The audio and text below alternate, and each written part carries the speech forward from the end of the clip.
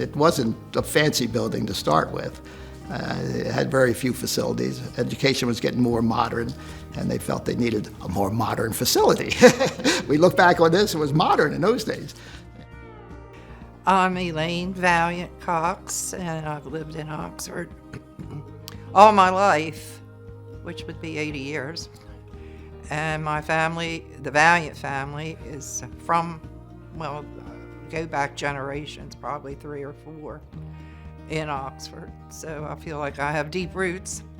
My family went to all the old Oxford schools, and then of course they built the big brick one as you come in town, and that's where I went. And it started out as a high school for a few years apparently, but it was elementary by the 40s. The first thing I remember is kindergarten, and kindergarten was not required then in the school system, so the parents, mothers predominantly I think, got together and decided it would be nice to have a kindergarten. I think it was more of a playgroup type thing, but anyway, they did, and they had, one of the mothers was a teacher, so she taught us. And as far as I know, that was in 1945. As far as I know, it was the first kindergarten class there. It was a lot of fun. I remember recess. We had 2 recesses a day, and playing dodgeball and probably all the things they won't let them play today. The most fun thing in school was just being, the PTA would have various functions for the kids, like big Halloween parties where you bobbed for apples and did all that. And, it all made our childhood memorable.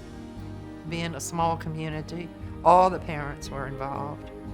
I feel that was really important to us growing up, that we had a place that we could enjoy ourselves, and it wasn't just going to learn, it was going to play too, as a community. Well, we were water rats. We were always either on a boat or down at the beach or crabbing or fishing. No shoes, never wore shoes. He was just like me, always out on the water or crabbing or playing on the beach. We would hang out at the ferry boat wharf and jump off the pilings. And I think he looked out for this town and was very instrumental in doing a lot of things that nobody knew about. He would do things in the background. He saved Morgan's Point from like being 200 or 300 houses to maybe 20. But he did everything in the background, not publicly. Well, kindergarten, there was one room, the first room on the left as you walk in, and then first and second grade was the second room. Third and fourth was the room back here where the parking lot is, and then fifth and sixth on that side. It was terrifying to go to a big school after growing up in this little building here and having kindergarten through sixth grade all here. But it was terrifying going to the Easton High School, and actually the first year I went was the first year it was open. What was Oxford like growing up? Well, I've lived here all my life, so children played at the park. It was always quiet. You didn't have to worry about locking your doors. You didn't have to take your car keys in the house, anything like that. During my time, everybody was friendly. They spoke to you. They treated you with respect. So it was good growing up here. Most of the kids knew each other. They played together, and of course, the African American kids, they stayed in their neighborhood.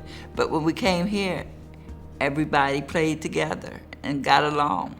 I feel by attending this school that the education was better. And that was one reason my mother wanted me to go here, because she felt the education was better. I would learn to read and just become better educated, to express myself, to do things well, and be better prepared to go to college and to, be successful. So I had a good life in Oxford growing up. I really did. So people often equate the success of where you're from or where you grew up or where you were raised. And really the ultimate experience was to grow up in a little town called Oxford, Maryland in the 1950s. But it was great growing up in Oxford. We actually hated to go to Easton, it was called Easton Junior Senior High School, where the current middle school is now. When I was in the 5th grade, would have been November of 1960, that's when I really got interested in politics, because we had a president named Dwight Eisenhower, and he seemed to me, as a 5th grader, to be on the golf course more than he was in the White House.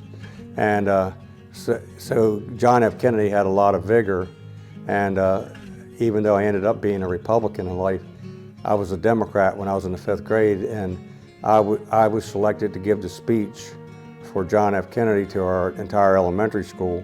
I did write a letter to John F. Kennedy after the election, of course, in November, and ironically, I got a letter back from him.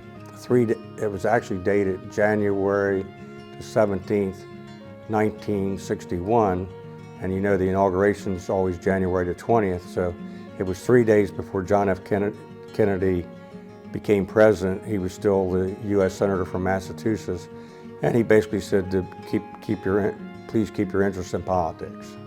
As far as we know, I'm the only one that went to Oxford Elementary School and ran for the House of Delegates and got elected to the House of Delegates, ran for the State Senate and got elected to the State Senate. But as far as we know, I'm the only one that ever ran for the House of Delegates or ran for the State Senate. So I think the fact that the community center was a school did help sort of fuel this effort because it had a history. And a lot of the people who went to that school were still alive. Many have passed now. It was always a great regret, I think, that the school closed and the children had to go somewhere else. And when the school closed, the town knew that something had died in the town. And so suddenly I think the fact that it was a school and that there was a population that still had all those wonderful memories of the school and all those friendships from the time they were little children bonded with this new set of people and with folks who were already here who were historically minded and culturally minded and all of that. So I think all those groups really bonded and became intertwined in a common cause. And it was that common cause that was the unifier. It's one of the things that brings people into this town. One of the problems they had when they were consolidating schools, and particularly when they decided to close the grade school in '71 here and send them to White Marsh. And there was a lot of people upset about that for two reasons. One, they thought that you shouldn't be busing kids that are 5, 6 years old when they're used to being 5 minutes from their house, and now they're going to be all the way over in Trap. I mean, geez, it was a 15-minute ride. So, and the other thing, and it proved to be valid, I believe, was that if you take a school away from a town, you lose that incentive for young families to move into the town because there's no school. Their kids have to be bused. And they thought that would be a long-term economic effect on the town. As it turned out, it did. Okay, so the school had been closed for, 10 years? And then suddenly it was slated for destruction. Even though no one had really paid attention to it for 10 years, and if you look at the photos, you see the boarded up windows and whatnot.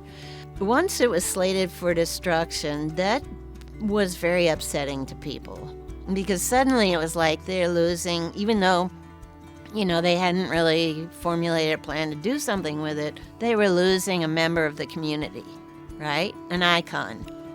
When I first learned that the commissioners planned to tear down the community center or the old school building and put in a lacrosse field, I just felt like it was not a good idea because it looked like a very sound building, and You can play lacrosse anywhere, and it just looked like something we'd regret. I had a memory of living in Charlotte, North Carolina, where they raced in the 50s and tore down an old railroad station, and the dust hadn't settled there until they realized what they'd done. It was an old Spanish design, typical Southern Railway train station. Anyway, thoughts of that, and just it was a sound building. It looked sound anyway. I didn't really know, but it looked sound. And so I just felt like it was something that ought to be saved. And so I went to work on that. Predominantly, I think it was Doug Hanks approached me about it, and, because I was sort of doing a lot of community activities then anyway, and he said, you went here, you should be interested. Well, I was, and I guess it was near the beginning, not right at the beginning, but close. And it was very important to me to save that building for something. I mean, I just thought it was ridiculous to tear it down. Perfectly good building. And I think also the community needed a place to call a community center to meet and do things. We only had the two churches, predominantly two churches. And they didn't even have parish halls then, so, you really didn't have a place to meet and have dinners and whatever. So it just made sense that we needed a place, and I felt it was really important to Oxford. The interest of the group was that they did not want to see the building demolished, but I think the town commissioners really were headed very much that way, and because they didn't want to have the responsibility of this building. There had been some interest. I think Mrs. Jackson had shown some interest years before in seeing the building preserved once the school was not used and students were going to school in Easton. But I don't think it went very far, but Mrs. Jackson, because of her interest, was asked by Norman Harrington and Phil Connor to serve on the group that I was with. Backing up, I think Phil Connor was the moving force, Phil and Doug Hanks. And they asked me to attend the meeting. I really didn't know much about it. It was in January of 1980. It was a real cold evening, I remember. And we met at Phil Connor's boat shed. He had a wood stove in there, and the group of us, Doug Hanks and Phil and Mrs. Jackson and Norman Harrington, got together, and that was where the whole idea was hatched, to try to get the county to not demolish it and try to persuade the town to preserve the building, or at least let us form a group of people to preserve it. And that destruction order galvanized this little group of people who saw what was happening with the town, believed that the town needed a community center, literally, to keep life in Oxford alive. And so they rapidly got together, and Sue Jackson, who lived on Otwell, which is just down the road, I think she came to my father, and she as I said, she was a great benefactor of history and community and education and the arts in the county. And she said, we can't let this happen. So they got together. Sue and my father said, yep, you're right. We have to do something, and it's going to take money, so we need some more people.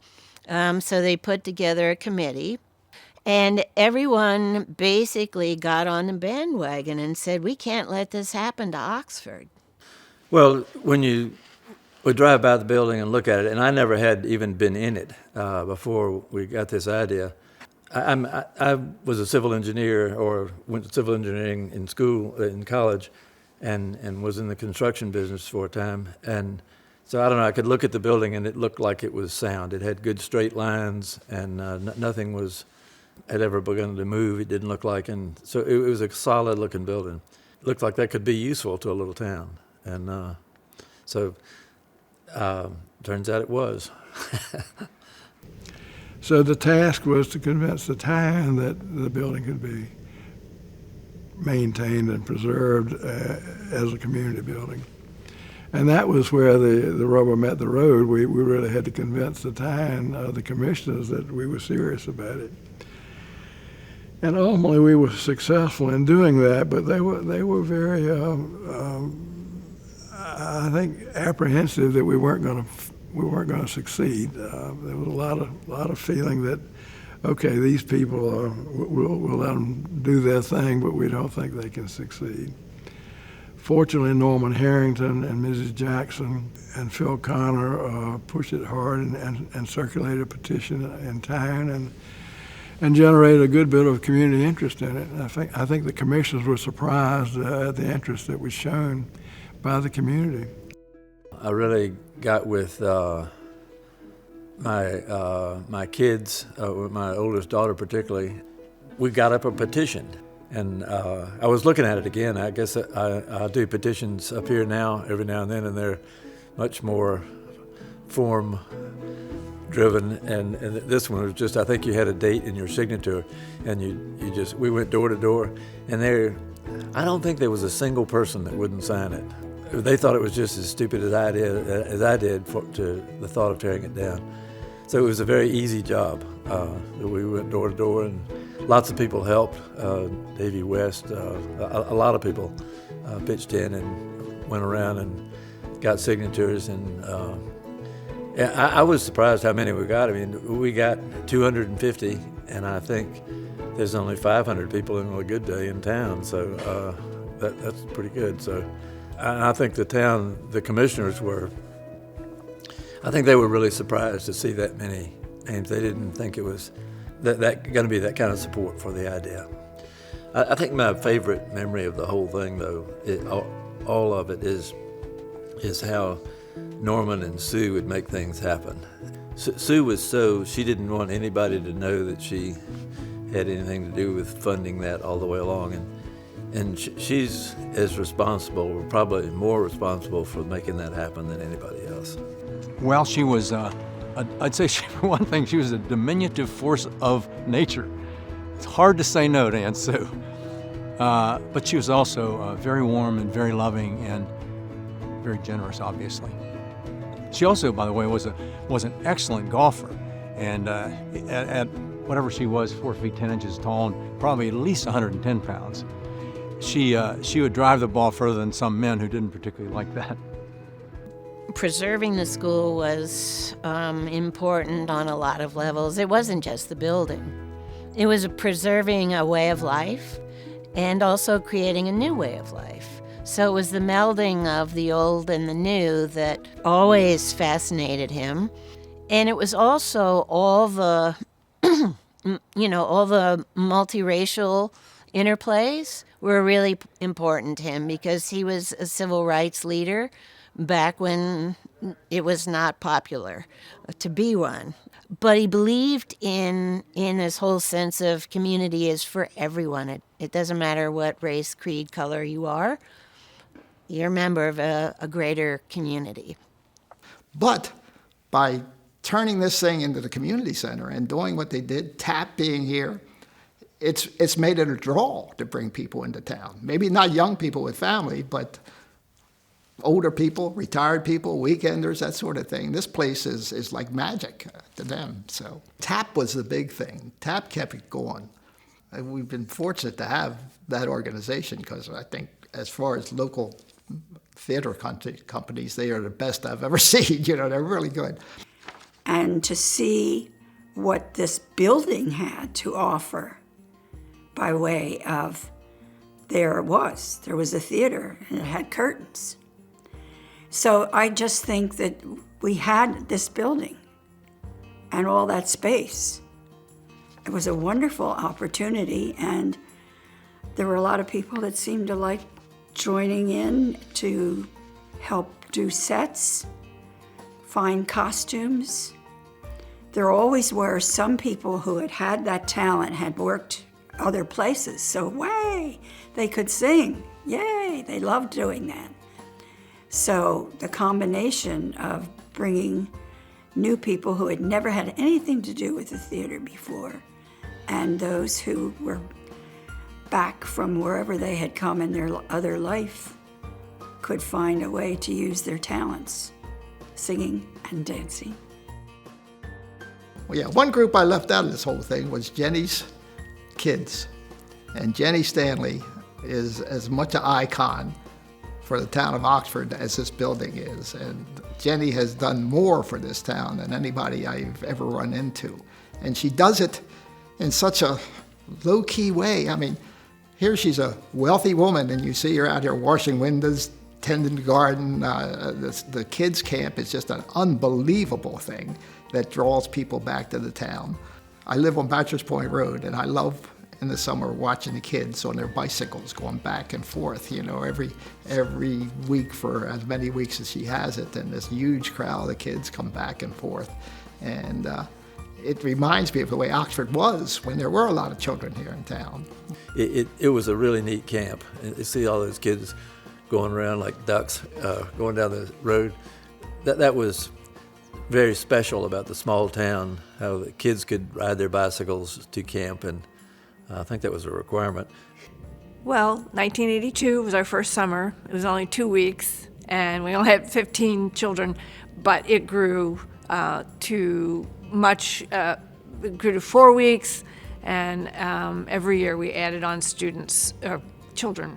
And so we are now at we do 50 children a week, and we still operate just 4 weeks a summer. I have only really good memories or funny memories. And even some of the things that might have been difficult turn out to be kind of fun memories, ones that can make you smile. But I remember one that you might be interested in, it might be interesting to tell, is that when the first idea to do a renovation of the center, and we needed it badly. So the committee who were working on it, and they were working hard. I don't want to take anything away from that. And I said, I think there's an architect in town that you might want to talk to. And so I did give him the name of Cameron McTavish. And he followed up on it right away, and they changed immediately. My first impression of the Oxford Community Center building was driving down here from Philadelphia and passing the building and, really turning my head, saying, whoa, that building has good bones. The strong colonnade, the giant lunette windows, which at that time were closed up, and the nice roof pitch made me think that this is a real piece of architecture here on the Eastern Shore. And at that time I didn't know the history of the building, but I could sense that it had some really important background. I first got involved with the Oxford Community Center at the request of George Passano, who at that time was on the board, and he's our neighbor here in Oxford, and he said, Cameron, would you come over and talk to us about a porte cochere and a bathroom renovation? So the project had humble beginnings, and I guess they wanted to be able to, get in and out of a car without getting wet, and to have bathrooms that were accessible. And together, in talking about the project and realizing the potential of the building, it quickly became apparent that the potential was there to do far more than simply add an entrance canopy and repair the bathrooms. So from that little initial meeting grew a kind of a vision plan or a master plan where we really studied the building, what it needed. It had lots of deferred maintenance issues. The steel lintels were rusty. The brick was spalling, coming off the facade. There was a drop ceiling in the great central atrium space, and no one knew it was there. So pretty early on, there was a ladder, and I think I said, hey, what's up? There's a hatch up there. Do you mind if I take a look?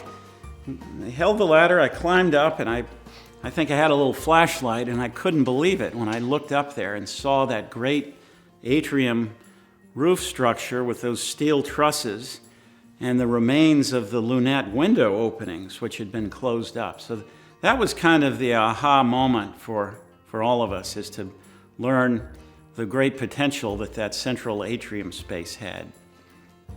When we first began working on the project, it's important to remember this was right around the Great Recession in the summer and fall of 2008. So I have drawings from August 2008 which show what the restored facade would look like. We all know what happened 2 months later when the great stock market collapse came, Black Monday, and everything went downhill. It's great credit to the community and the supporters of Oxford Community Center that they carried on through the recession, and it was slow going for a while. It took several years, but to frame the project in a way that I think embodies one of my favorite quotes from Winston Churchill, which is, "First we shape our buildings, later they shape us." And learning the potential of the building by climbing up above the ceiling, by examining the original building fabric, the components that were there, doing research to find out what the historic windows looked like, led us all to the commitment that we should do this right and not do a partial renovation, but to really take apart pieces of the building, repair them, and put them back together.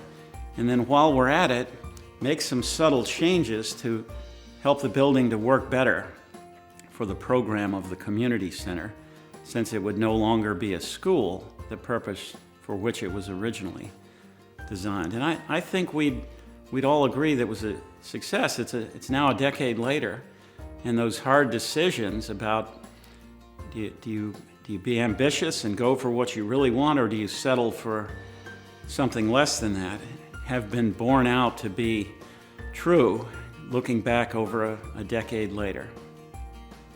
It's really a tremendous accolade to the people that moved to Oxford. There were still people that lived there all their lives, but a lot of the impetus was from people that moved in to save it as a community center. There were two schools, actually. The Oxford, what ended up being the Oxford High School, then the Oxford Elementary School, was almost identical to the school that they transferred my father to, Easton High School.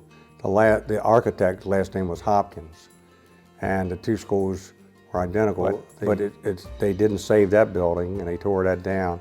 But it's a beautiful building, and I can thank the people that saved it from the bottom of my heart. I did introduce a bond bill. I think we've got about $100,000 to help toward the renovation. I think that the building is important to this community because we have a very sophisticated community for a town of 750 people. When I say sophisticated, people in Oxford enjoy the things that this building does for the community. The Tred Avon players, you can't get a seat. The events we have here are events that you wouldn't see in a small town, and I'm not going to name any towns, but take a town of 700 to 1,500 people, 2,000 people anywhere on the shore, and you just won't see the sophistication and the things that happen in those towns that happen here. When I come here, every time I come in here, even today, it brings back so many memories. Like this room was our first grade room. I'm so glad that they kept it. It has a lot of memories for a lot of people. Since arriving in Oxford for the first time in 1998, one of my most fond memories and experiences here has been to be part of the team that created the Oxford Community Center. And everyone put their heart and soul into making the building what it can be. And it is so rewarding today to see that the results of that work and the investment made in the building by the community continue to pay dividends and will, hopefully, for generations to come. Oxford Elementary School never looked anywhere near as well as it does today. When I went to school there, the renovation, it was beautifully done, very well done. And it really serves a great purpose for a community like Oxford to have that today. It would be impossible to replace. I mean, you take buildings like the Tidewater Inn in Easton, but Oxford's got the Oxford Community Center forever. Oh, I think it's definitely important to Oxford to have the center. There's so many things going on out there all the time, and it gives everyone a place to go right here to participate in, cooking or plays or learning different things and just meeting for coffee in the morning, I think, I'm sure for a lot of these people. And I don't know what people would do without it, really. If this thing closed tomorrow, it would like take the heart out of Oxford. It really would be. Well, one of the things that has kept me interested in the community center is that I actually believe in it, and I think a community is only as strong as its people. Without a school, and many of our churches have gotten smaller and smaller, the community center serves a purpose, and I saw that. It could bring people together, whether it be the projects or just having a venue. If you wanted to be active in the community, you could be a volunteer. If you had an idea you wanted to execute, here was a place that said, well, if you think it's good enough, you can do it. One of the things that the community center actually became was a place where newcomers could actually gravitate to because they were welcome. So I think that the community center and having that an open door policy is really important. You're welcome. We think that we are a home for everybody.